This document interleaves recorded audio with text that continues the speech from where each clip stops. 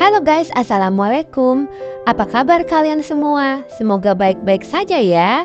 Hari ini aku akan menceritakan tentang kasus kriminal pembunuhan seorang ibu tunggal bernama Joanne Witt yang dibunuh oleh putri remajanya Tyler Witt dan pacarnya Stephen Colfer.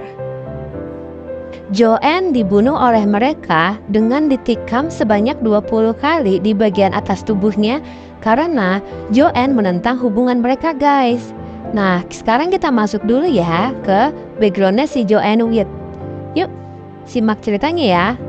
Jadi Joanne Witt ini adalah seorang ibu tunggal berusia 47 tahun, tinggal bersama putrinya yaitu Tyler Mary Witt di El Dorado Hills, California, dan bekerja sebagai insinyur di El Dorado County.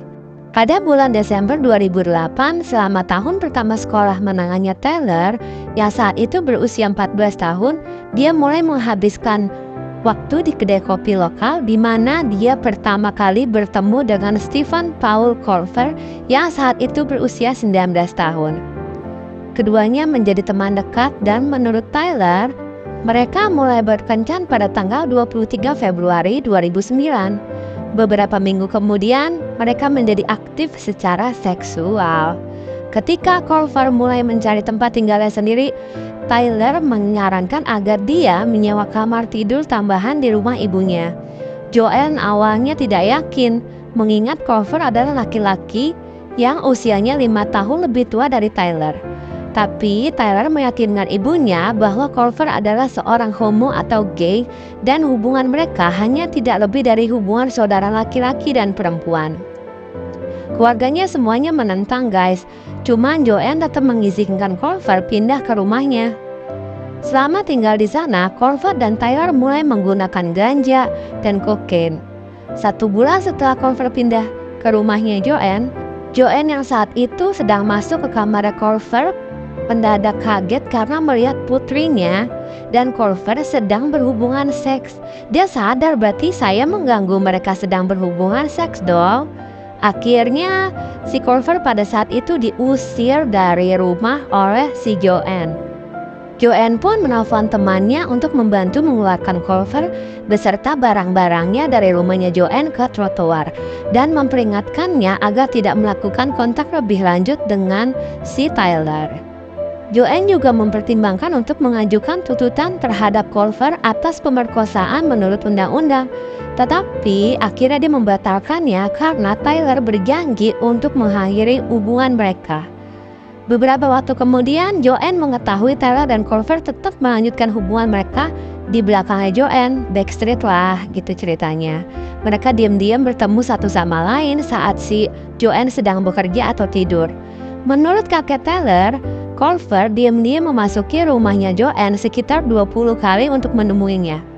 Pada saat yang sama, Joanne juga menemukan buku diari yang berisi detail tentang hubungan intim mereka berdua, hubungan seks mereka berdua. Joanne menghubungi penegak hukum untuk mengajukan tuntutan pemerkosaan menurut undang-undang dan menyerahkan diari tersebut sebagai bukti. Ketika ditanya oleh detektif, Colfer hanya menegaskan kembali kalau dia dengan si Tyler itu hanya sebatas teman saja dan menegaskan hanya sebagai hubungan antara kakak dan adik dan menyangkal aktivitas seksual apapun. Akhirnya Joanne tetap melanjutkan masalah tersebut ke jalur hukum. Joanne mengajak Tyler makan malam di Johnny's Cafe and Grill di Singer Springs dan memberitahunya bahwa dia telah mengajukan tuntutan terhadap Colfer. Tyler sebenarnya saat itu panik guys, cuman dia tidak menunjukkan reaksi apapun depan ibunya. Namun dia bersengkongkol dengan si Colfer di belakang ibunya untuk merencanakan sesuatu yang jahat. Pada malam 11 Juni 2009, Tyler menuangkan minuman untuk ibunya dan menambahkan obat tidur dalam jumlah besar. Ketika Joanne tidur, Tyler mengizinkan Colfer masuk ke dalam rumah. Beberapa jam kemudian, mereka keluar dari rumah dan mengunjungi rumah teman mereka yaitu Matthew Whitman dan memberitahunya bahwa mereka baru saja membunuh ibunya Tyler.